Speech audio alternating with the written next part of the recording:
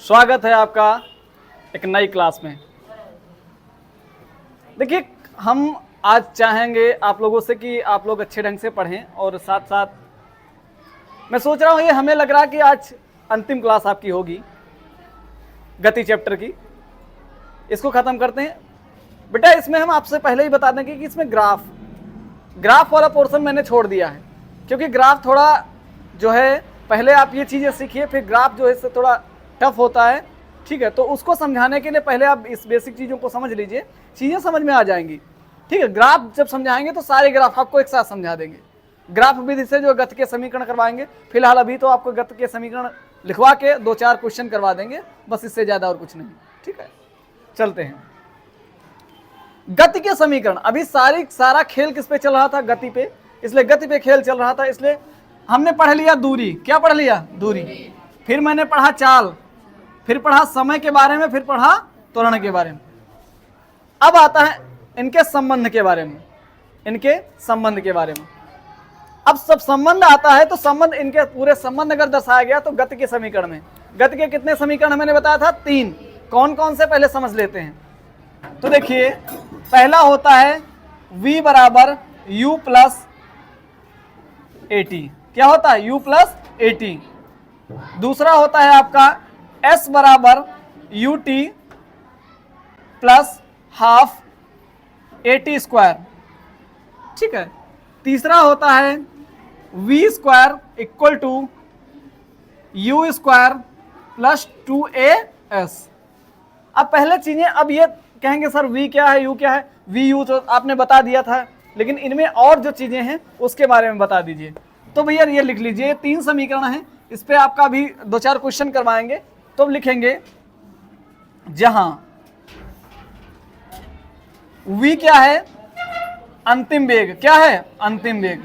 अंतिम वेग। u क्या है आपका? प्रारंभिक वेग। प्रारंभिक वेग। फिर आपका a क्या है? त्वरण। क्या है? त्वरण। और आपका फिर t आ जाता है, ये क्या हो गया? समय। क्या हो गया? समय। और आपका जो s आता है, ये हो गया दूरी। क्या होता है? दूरी। बेटा ये सभी चीजें ध्यान रखिएगा, क्योंकि ये जो है आपको आगे बहुत काम देने वाली है, क्योंकि इन्हीं पे सारा खेल डिपेंड है। ठीक है, अब चलते हैं, इन चीजों को समझ लेते हैं। ये कह रहा कि अगर आपको अंतिम वेग फाइंड करना है तो पहले प्रारंभिक वेग, उसको जोड़ेंगे किसमें? त्वरण और समय के गुणनफल में। ठीक है, तभी आ जाएगा। अब अंतिम वेग, प्रारंभिक वेग, त्वरण और समय और दूरी। अब चलते हैं, ध्यान दीजिए, ये सारी किसके लिए है? रेखीय गति के लिए है। किसके लिए है? रेखीय गति। रेखीय गति का मतलब है जब आप, या तो आप ऐसे चल रहे हो सीधे, जैसे आप रोड पे चलते हैं ऐसे चल रहे हो। अब ध्यान दीजिए, बस यहां पे थोड़ा माइन्यूट अंतर है, बहुत थोड़ा सा, वो समझ लीजिए। जब यह गति हॉरिजॉन्टल या क्षैतिज ना होकर, जब ये गति, क्या इसको बोलते हैं? क्षैतिज। क्षैतिज, ये क्षैतिज गति है। जब यह ऊर्ध्वाधर गति होती है, ऊर्ध्वाधर गति क्या होती है? ऊर्ध्वाधर गति। ऊर्ध्वाधर गति 2 तरीके से देखिए, एक तो कोई चीज जो है ऊपर से नीचे की तरफ आ रही होती, या नीचे से ऊपर की तरफ जा रही होती। तब यहां ये जो a होता है, ये किसमें कन्वर्ट हो जाता है? a बराबर क्या हो जाता है? g। क्या हो जाता है? g। ये कब? जब वस्तु नीचे की ओर आ रही होती, वस्तु नीचे की ओर आ रही होती, नीचे की ओर आ रही होती है। ठीक है, a बराबर अब क्या हो जाएगा? -g। कब? जब वस्तु क्या हो? ऊपर की ओर जा रही होती है, ऊपर की ओर जा रही होती है। बेटा देखिए, बस यही जो आपके देखा है, यही समीकरण किसमें बदल जाएंगे। अब इसका अगर देखें ऊर्ध्वाधर गति के लिए, तो ये आपके बन जाएंगे v बराबर u प्लस gt। कब? जब वस्तु नीचे की ओर आ रही होती है। फिर आपका हो जाएगा s बराबर u t plus half g t square. We square बराबर यू स्क्वायर प्लस 2GS।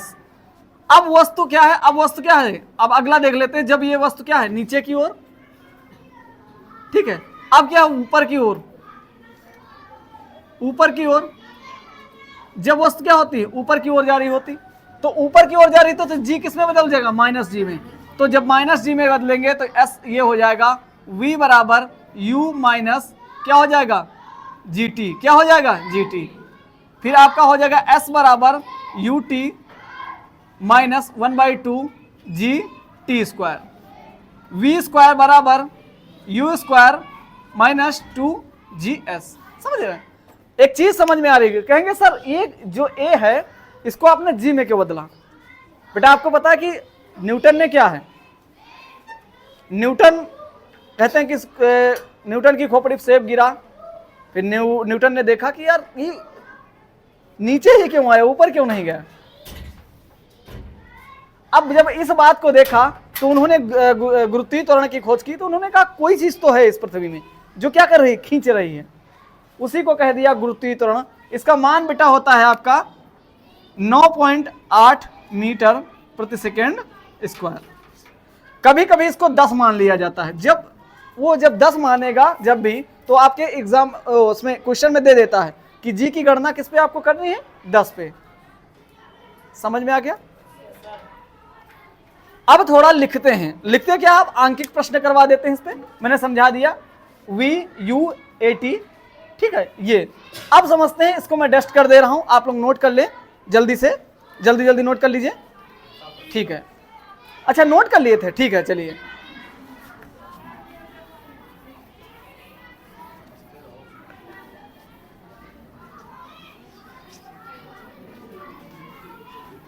अभी इनको हम जब क्वेश्चन से कराएंगे तो चीजें समझ में आ जाएंगी। जैसे लिखते हैं क्वेश्चन एक, ध्यान दीजिए बेटा।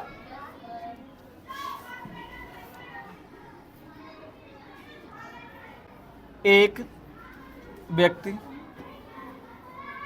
व्यक्ति 10 किलोमीटर, 10 मीटर लिखो, 10 मीटर नहीं 100 मीटर का दो, 100 मीटर की दूरी, 100 मीटर की दूरी, ठीक है। 100 मीटर की दूरी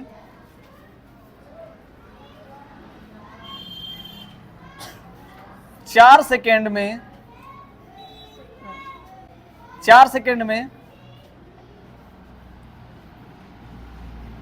तय करता है, जबकि उसने विराम स्थिति से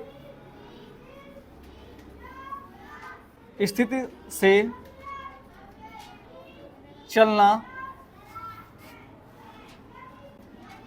शुरू किया है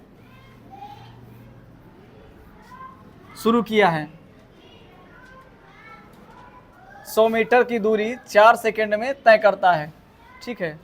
अब कह रहा है, क्या कह रहा है, हाँ तो अब क्या करें, 4 सेकेंड में तय करता है 100 मीटर। एक व्यक्ति 100 मीटर की दूरी 4 सेकेंड में तय करता है, जबकि उसने विराम स्थिति से चलना शुरू किया है, ठीक है। तो अभी पूछ क्या रहा है, अभी आपसे पूछ रहा है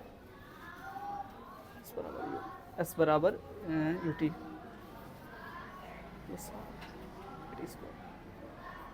चलिए। अब कह रहा है ये 4 सेकंड में शुरू किया है, उसने 2 मीटर प्रति सेकंड का 2 मीटर प्रति सेकंड का, कुछ गड़बड़ा आ रहा है, 1 मिनट रुक जाइएगा। बुक दे दीजिए जरा, बुक से ही करवा दें, लो बुक दे दीजिए, प्रश्न बन नहीं रहा है। तो है क्वेश्चन आपका नोट है, इस क्वेश्चन को देखेंगे। अब पहले हम इधर लिख देते हैं सारे फार्मूले, ताकि आपको फार्मूला बोलिए, V बराबर U प्लस AT, फिर क्या होता है S बराबर UT plus half AT square, V square बराबर u स्क्वायर प्लस 2as, यही तो होता है। अब ध्यान दीजिए बेटा, न्यूमेरिकल वही पर्सन लगा पाएगा, वही व्यक्ति लगा पाएगा जिसकी नजरें तेज होंगी। नजरें तेज का मतलब समझ रहे हैं? अगर जहां से कोई चीज बदल रही है, जहां से जिसका रोटेशन चेंज हो रहा है, जहां से थोड़ा टूटा हुआ प्रश्न हो, वहीं से उठा लीजिए। क्या उठाना है पहले लिखेंगे। सबसे पहले लिखते हैं ज्ञात है, वी नो दैट, ज्ञात है। क्या ज्ञात है? एक वस्तु 4 मीटर प्रति सेकंड के वेग से चलना शुरू करती है। 4 मीटर प्रति सेकंड के वेग से चलना शुरू करती है। इसका मतलब कहीं ना कहीं इसका प्रारंभिक वेग क्या है? तो क्या लिखेंगे? प्रारंभिक वेग u बराबर, अब जो आपने क्वेश्चन में दे दिया कि एक वस्तु 4 मीटर प्रति सेकंड के चलना प्रारंभ करती है, इसका मतलब प्रारंभिक वेग आपका u बराबर कितना हो गया? 4 मीटर प्रति सेकेंड। ठीक है, अब अगला आते हैं, फिर दिया है आपका त्वरण। क्या दिया है? त्वरण। क्या दिया है? त्वरण। त्वरण बेटा कितना दिया? 2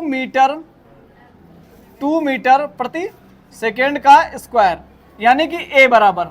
फिर आपका दिया है टाइम, समय। समय दिया है, समय मतलब t बराबर कितना दिया? 5 सेकेंड। 5 सेकेंड। ठीक है, दिमाग में आता है कि पूछ क्या रहा है। पहले उसने पूछा है वेग, वेग मतलब पूछा है v।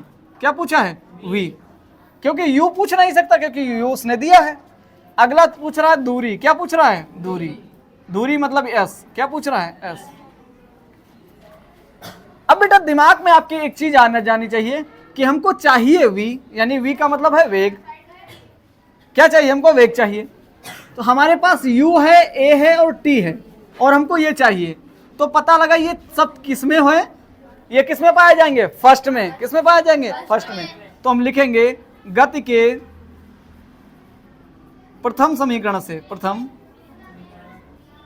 समीकरण से। बेटा प्रथम समीकरण क्या है? v बराबर u प्लस at। तो v बराबर u बराबर कितना है? 4 प्लस a बराबर कितना है? 2, t बराबर कितना है? 5। तो 4 प्लस 5 दूना 10, ये आ गया आपका 14। तो क्या लिखेंगे? 14 मीटर प्रति सेकेंड। अच्छा, ये क्यों लिखते हैं बेटा? अगर ये नहीं लिखेंगे तो एग्जामिनर कहाँ जानेगा भैंसा है या क्या है या बर्धा है, का चीज कोई पता चलेगा नहीं। इसलिए इसको लिखते हैं। क्यों? क्योंकि अगर कोई बच्चा है तो उसके माँ बाप का नाम तो होगा, तो इसलिए इनके माँ बाप का नाम है क्या है? मीटर प्रति सेकेंड। ठीक है, अभी चलते हैं अब दूरी पे। किस पे चलते हैं? दूरी। इनको जाओ भूल, आगे की ओर चलते हैं। ए भूलना नहीं है भैया, इसको याद रखना है। चलिए, कौन कौन भूलना चाह रहा था? भूली बो मत, क्यों बहुत मारेंगे, बता दे रहे हैं। चलिए इधर देखिए, अब दूरी UAT और साथ में S कहां पे मिलेंगे हमको? सेकंड में। हमने इसको देखा, इसने हमको देखा, एक्सीडेंट हो गया। एक्सीडेंट हो गया तो चलो देखते हैं। ये वो वाला एक्सीडेंट नहीं, रोड वाला, ये यहां वाला एक्सीडेंट हुआ है। तो गति के द्वितीय नियम से या द्वितीय समीकरण से, सॉरी द्वितीय समीकरण से।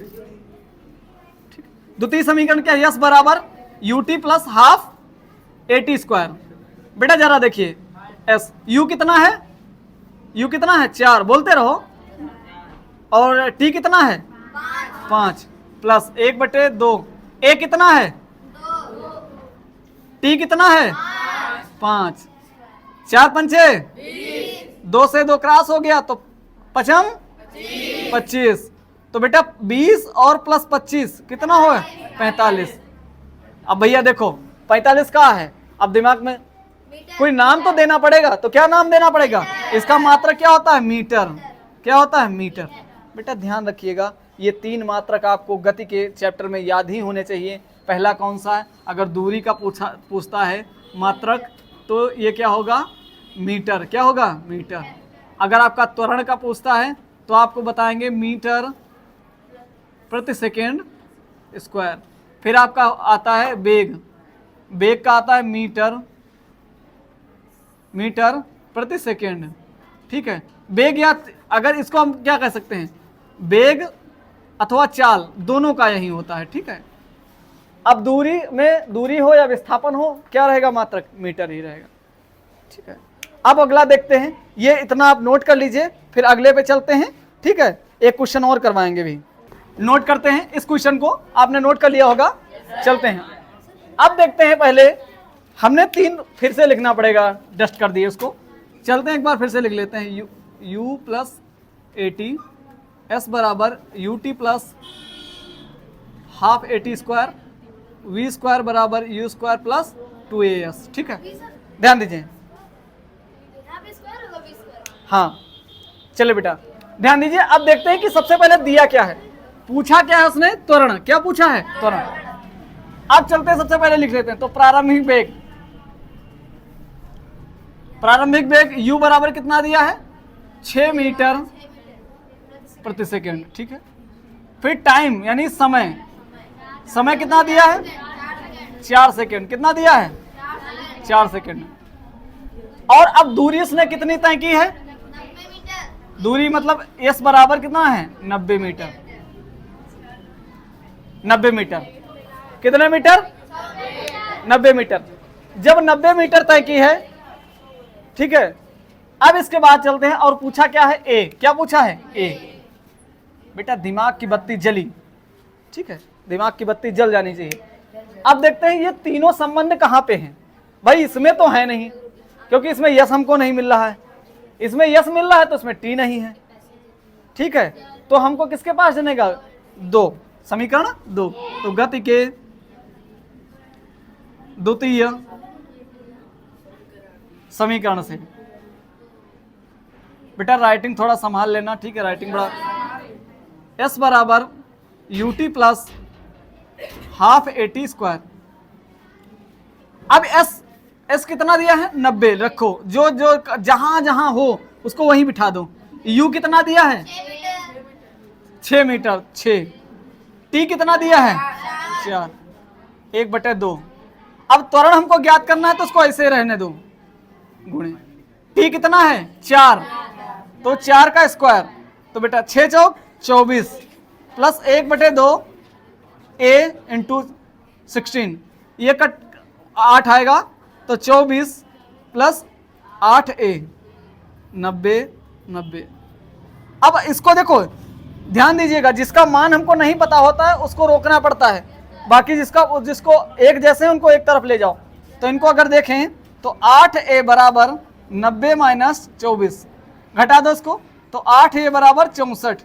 तो a बराबर 64/8 कट जाएगा। तो a बराबर कितना आ गया? 8 मीटर 66 होगा।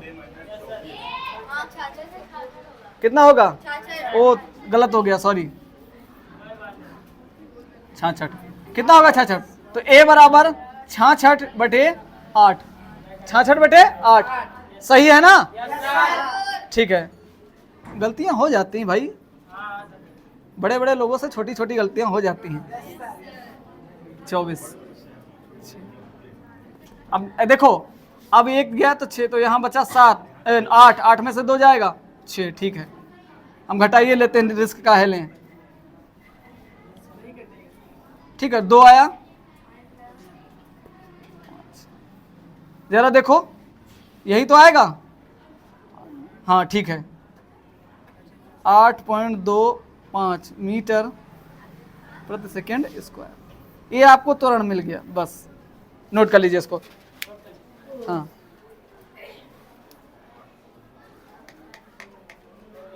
देखते हैं। अब चलते हैं, एक लास्ट पोर्शन रह गया, उसको कवर कर लेते हैं।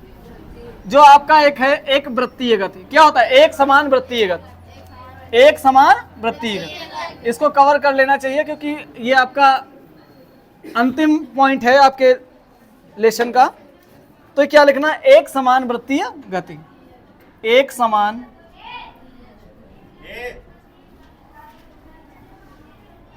गति, यूनिफॉर्म सर्कुलर मोशन। ठीक है, चलिए समझिए बेटा। ये मैंने एकदम सही बनाया, एकदम भाई, बिल्कुल एकदम। चलिए,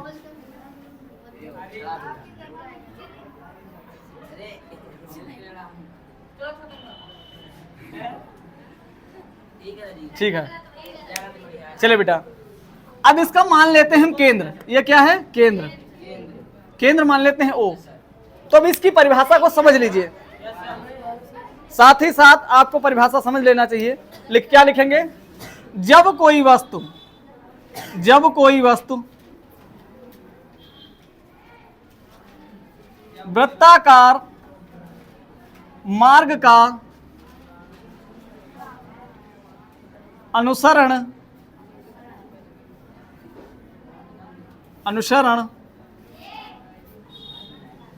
करते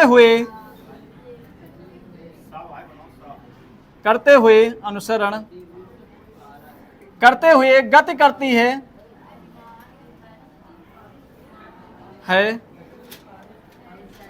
तब उसे एक समान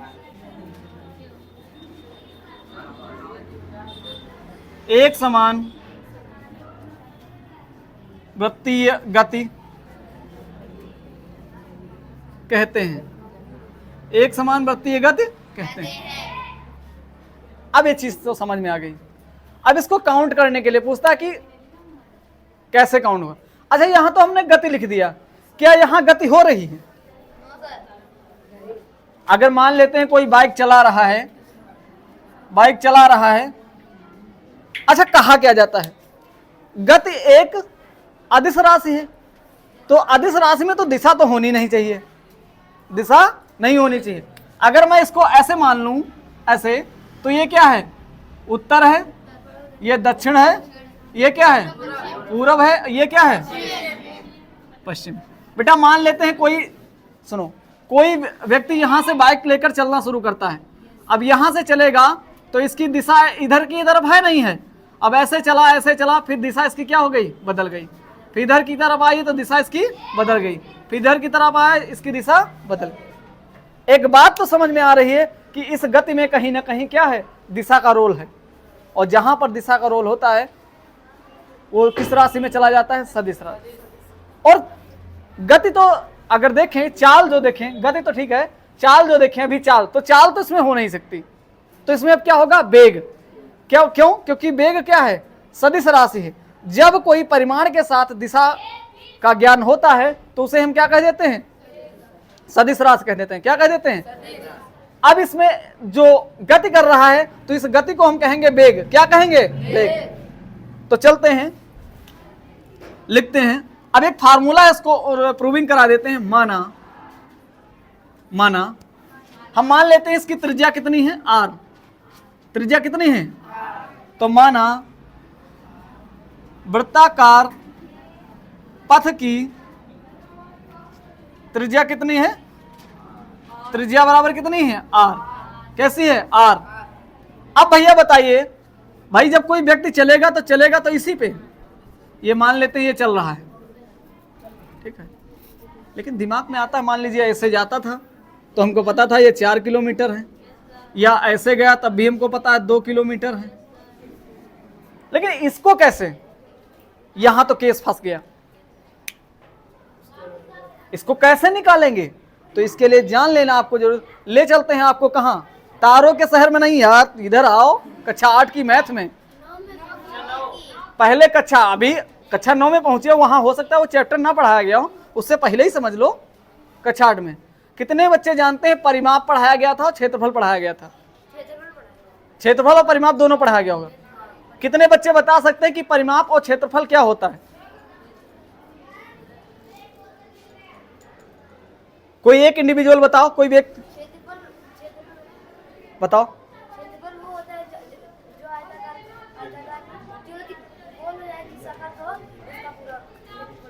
चलिए बैठ जाइए। इस बच्चे ने कुछ सही जवाब दिया, मैं उस जवाब को डिफाइन कर देना चाह रहा हूं। देखिए बेटा, आज के बाद आपको कंफ्यूजन नहीं होनी चाहिए, कभी भी ध्यान रखिएगा। मैं आज बता दे रहा हूं क्षेत्रफल और परिमाप में अंतर। परि मतलब क्या होता है? परि का मतलब होता है जैसे ये है, तो परि का मतलब होता है चारों ओर। क्या होता है?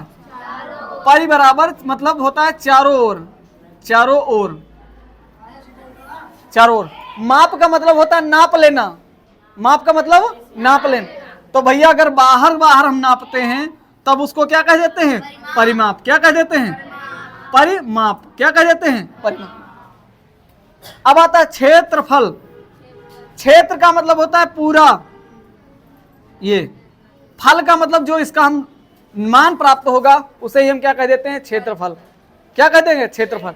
यहां जब बाहर बाहर नापते हैं उसको बोलते हैं परिमाप, और जब उस चीज के अंदर के पूरा कवर करते हैं उसको बोलते हैं क्षेत्र। समझिए कैसे, एक तरीके से बता देते हैं आपको। अब मान लेते हैं बुक है, सॉरी कॉपी है। अभी कोई पूछे आपसे कि मान लेते हैं कॉपी नहीं, एक फ्रेम समझ लेते हैं, फ्रेम, और फिर कहेंगे इस पे एक पट्टी चढ़ानी है चमकती हुई, तो आप क्या ज्ञात करेंगे? क्षेत्रफल या परिमाप? तो आपको वहां बताना है परिमाप। क्यों? क्योंकि बाहर का आपका कवर करना है। इसी में जब कोई पूछे कि इस पे एक बढ़िया सा पोस्टर चिपकाना है, तब क्या निकालेंगे? क्षेत्रफल। क्यों? क्योंकि पोस्टर का मतलब होता है पूरे को कवर करेगा। ठीक है, अब देख लेते हैं बेटा, वैसे तो परिमाप हो गया, लेकिन यहां परिमाप को हम क्या कह देते हैं? परिधि। क्या कह देते हैं? परिधि। क्या कह देते हैं? परिधि। तो लिखेंगे अतः वृत्ताकार पथ की परिधि। परिधि बराबर क्या होता है जाएगा? 2 पाई आर। 2 pi are. अब लगा समय मान लेते हैं, लगा समय बराबर टी। तब क्या हो जाएगा? वेग बराबर